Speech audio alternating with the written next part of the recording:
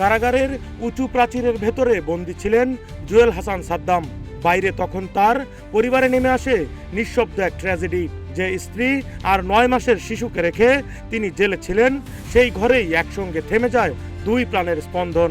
বাগেরহাট সদর উপজেলার সাবেকডাঙ্গা গ্রামের সেই বাড়ি থেকে পুলিশ উদ্ধার করে সাদ্দামের স্ত্রী কানিজ সুবর্ণা স্বর্ণালীর ঝুলন্ত মরদেহ।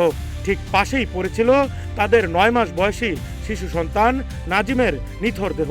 দৃশ্যটি দেখে স্তব্ধ হয়ে যায় পুরো এলাকা। এত কিছুর পরও সাদ্দাম তখন কিছুই জানতেন না। পরদিন শনিবার সন্ধ্যায় যশোর কেন্দ্রীয় কারাগারের ফটকে শেষবারের মতো স্ত্রী ও সন্তানের মুখ দেখার সুযোগ দেওয়া হয় তাকে। লোহার গেটের এপারে দাঁড়িয়ে নির্বাক চোখে তাকিয়েছিলেন তিনি। যাদের জন্য বেঁচে থাকার স্বপ্ন দেখতেন তারা তখন নিথর, নিঃশব্দ। এই হৃদয় বিতারক ঘটনার প্রেক্ষাপটে মানবিক বিবেচনায় হাইকোর্ট 6 মাসের জামিন দিয়েছেন জুয়েল হাসান সাদ্দামকে। সোমবার বিচারপতি JBM হাসান ও বিচারপতি আজিজ আহমেদ ভুইয়ার সমন্বয়ে গঠিত বেঞ্চ এ আদেশ দেন। আদালত সূত্রে জানা গেছে, পারিবারিক এই চরম বিপর্যয় বিবেচনা নিয়েই জামিন মঞ্জুর করা হয়েছে।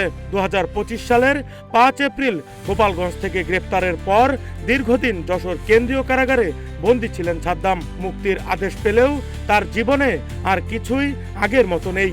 স্ত্রী ও সন্তানের শূন্যতা নিয়ে এখন তাকে ফিরতে হবে সেই বাড়িতে, যে ঘরে আর কোনো হাসির শব্দ নেই, শুধু রয়ে গেছে নিস্তব্ধতা আর স্মৃতির ভার।